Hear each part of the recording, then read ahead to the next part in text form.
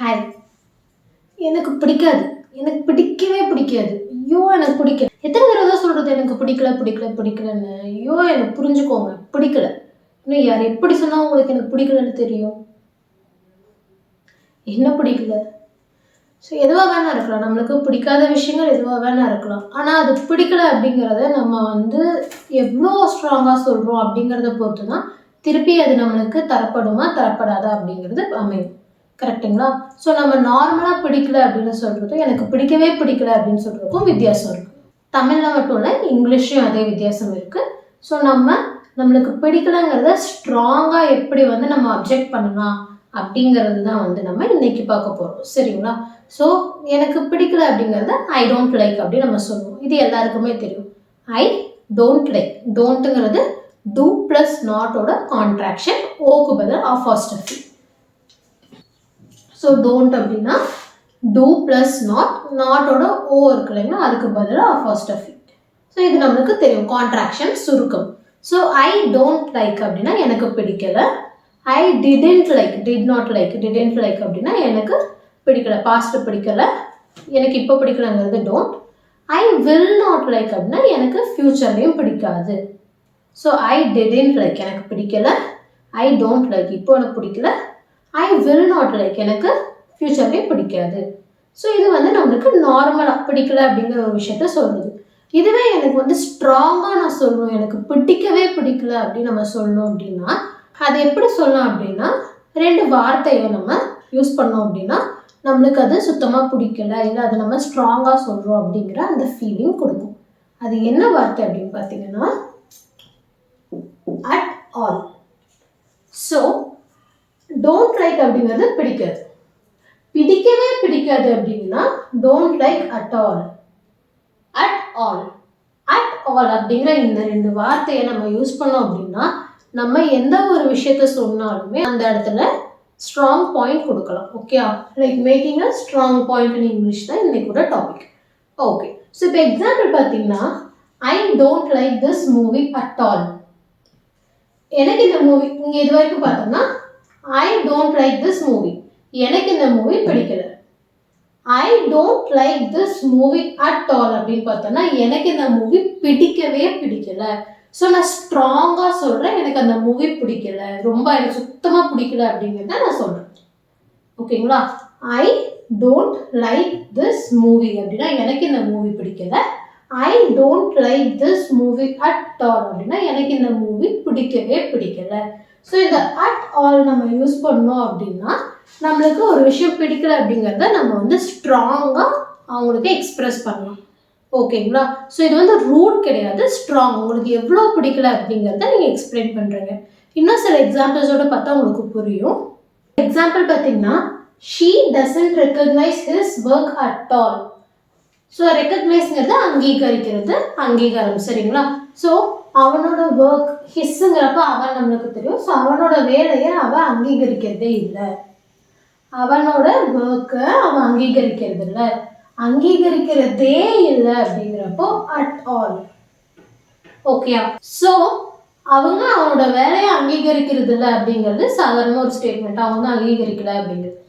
அதுவே அங்கீகரிக்கிறதே இல்லை, பண்றதே இல்லை, செய்யறதே இல்லை அப்படின்னு நம்ம அதை ஸ்ட்ராங்கா சொல்றதுக்கு நம்ம அட் ஆல் யூஸ் பண்றோம். ஓகேங்களா? அதே மாதிரி இன்னொரு example, he didn't understand her situation at all. So இப்போ ரெண்டு பேர் ஃப்ரெண்ட்ஸாக இருக்காங்க, திடீர்னு ரெண்டு பேர் சண்டை போட்டுக்கிறாங்க, அவங்க பேசிக்கிறதே இல்லை அப்படிங்கிறப்போ என்னாச்சு, ஏன் அவங்க பேசிக்கிறதே இல்லை, என்ன பிரச்சனை அவங்களுக்குள்ள அப்படின்னா அவ சூழ்நிலை அவன் புரிஞ்சுக்கல அப்படிங்கிறது ஒரு ஸ்டேட்மெண்ட். அவன் சூழ்நிலை அவன் புரிஞ்சுக்கவே இல்லை அப்படிங்கிறது இன்னொரு ஸ்டேட்மெண்ட். ரெண்டுக்கும் உங்களுக்கே வித்தியாசம் தெரியும். ஸோ நார்மலாக புரிஞ்சுக்கலங்கிறதும் புரிஞ்சுக்கவே இல்லை அப்படிங்கிறதுக்கும் எவ்வளோ ஸ்ட்ராங்காக நம்ம சொல்கிறோம், அது அவன் நிஜமாவே அவன் புரிஞ்சுக்கவே இல்லை, எந்த கட்டத்தில் அவன் இருந்திருக்கான் அப்படிங்கிறத நம்ம சொல்கிறோம். அதே தான் he didn't understand her situation. அவன் சூழ்நிலையை புரிஞ்சுக்கல. இது ஒன்று. he didn't understand her situation at all. அவன் சூழ்நிலையை அவன் புரிஞ்சுக்கவே இல்லை, புரிஞ்சுக்கவே இல்லை. அதுக்கு அட் ஆல் யூஸ் பண்ணியிருக்கோம். ஸோ உங்களுக்கு வித்தியாசம் புரியும்னு நினைக்கிறேன்.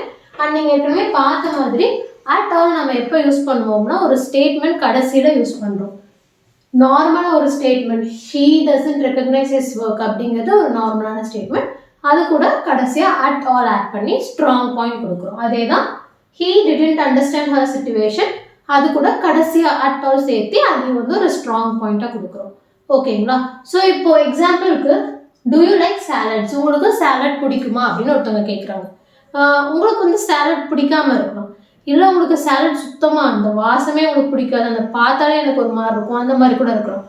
ஸோ எந்த எக்ஸ்ட்ரீமில் நீங்கள் இருக்கீங்கன்னா எனக்கு சுத்தமாக அதை பார்க்கவே பிடிக்காது, ஐயோ சாலட்ஸ் அப்படின்னு சொல்லாதீங்க அப்படிங்கிற ஒரு சுச்சுவேஷனில் நீங்கள் இருக்கீங்க, அவ்வளோ உங்களுக்கு சுத்தமாக பிடிக்காது அப்படிங்கிற இடத்துல இருக்கீங்க, ஐயோ கொண்டுறாத அப்படின்னு நீங்கள் சொல்லணும் அப்படின்னா நாட் அட் ஆல், பிடிக்கவே பிடிக்காது, நாட் அட் ஆல்.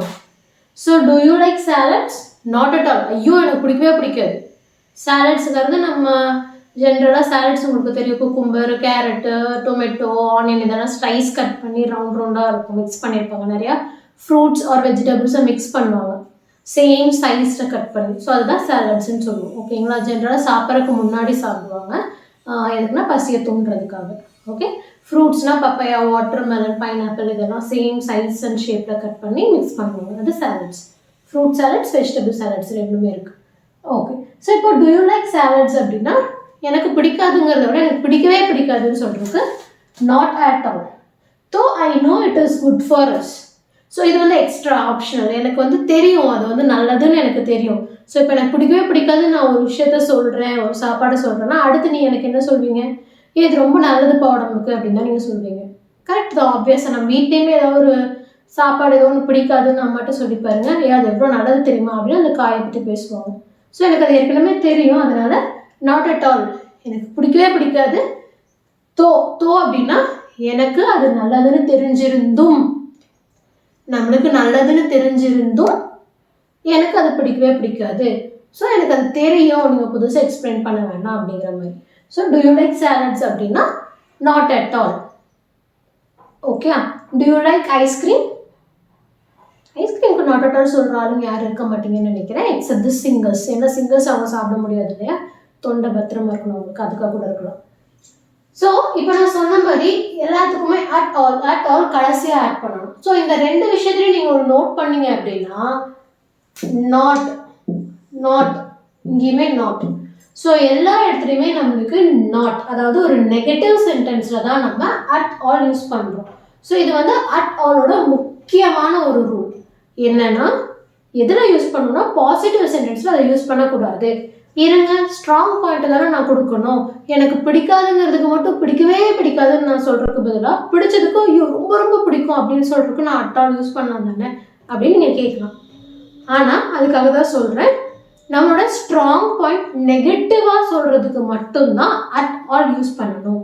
பாசிட்டிவாக சொல்கிறதுக்கு நம்ம அட் ஆல் யூஸ் பண்ணோம் அப்படின்னா அது கிராமட்டிக்கலி ராங். பாசிட்டிவ் சென்டென்ஸ்க்கு அட் ஆல் நம்ம யூஸ் பண்ணவே மாட்டோம், இங்கிலீஷில் அப்படி சென்டென்ஸே இல்லை. ஓகேங்களா? ஸோ நல்லா ஞாபகம் வச்சுக்கோங்க, நம்ம நெகட்டிவாக பிடிக்காது, புரிஞ்சுக்காது, கிடைக்காது, இந்த மாதிரி நெகட்டிவாக ஒரு விஷயத்த நம்ம சொல்லணும், அதை நம்ம ஸ்ட்ராங்காக சொல்லணும் அப்படின்னா தான் நம்ம அட் ஆல் யூஸ் பண்ணணும். அந்த அட் ஆல்மே எங்கே யூஸ் பண்ணணும்? சென்டென்ஸோட கடைசியில் யூஸ் பண்ணணும். ஓகேங்களா? ஸோ இப்போது I eat dosa at all, I don't eat dosa at all, இந்த ரெண்டு சென்டென்ஸில் எந்த சென்டென்ஸ் கிராமட்டிக்கலாக correct?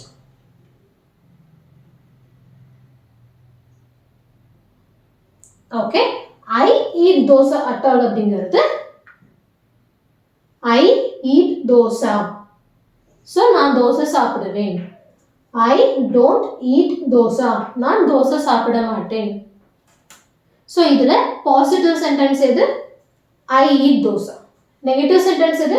I don't eat dosa, ஏன்னா நாட். So negative sentence. அப்போது இந்த அட் ஆல் எங்கே வரணும் அப்படின்னா கரெக்ட் நெகட்டிவ் சென்டென்ஸில் தான் வரணும், பாசிட்டிவ் சென்டென்ஸில் வரக்கூடாது. ஸோ ஐ ஈட் தோசை அட்டால்னு நம்ம சொல்லக்கூடாது, ஐ டோன்ட் ஈட் தோசை அட்டால் தான் நம்ம சொல்லணும். தோசை சாப்பிடவே மாட்டேன் அப்படின்ட்டு அட் ஆல் யூஸ் பண்ணியிருக்கோம். ஓகே, ஸோ இப்போ இன்னைக்கு கிளாஸில் உங்களுக்கு வந்துட்டு அட் ஆல் யூஸ் பண்ணால் என்ன மீனிங் அண்ட் எங்கெங்கே யூஸ் பண்ணணும், எந்த சென்டென்ஸில் யூஸ் பண்ணணும், சென்டென்ஸில் எந்த இடத்துல யூஸ் பண்ணணும், இதையெல்லாம் நம்ம பார்த்துருக்கோம். உங்களுக்கு புரிஞ்சிருக்கும்னு நினைக்கிறேன். ஏதாவது டவுட் இருந்தால் எனக்கு கமெண்ட்டில் சொல்லுங்கள். டவுட் கிளியரிங் செஷன் கேளுங்க. அண்ட் இன்றைக்கி உங்களோட ஹோம்ஒர்க் என்னென்னு பார்த்தீங்கன்னா, இந்த அட் ஆல் யூஸ் பண்ணி உங்களுக்கு என்ன பிடிக்காது அப்படிங்கிறத 2 சென்டென்ஸ் எனக்கு கமெண்ட்டில் சொல்லுங்கள். ஓகே, ஹோம்ஒர்க் மறக்காமல் பண்ணிவிடுங்க. அண்ட் கிளாஸ் புரிஞ்சிருக்கும்னு நினைக்கிறேன். தேங்க்யூ.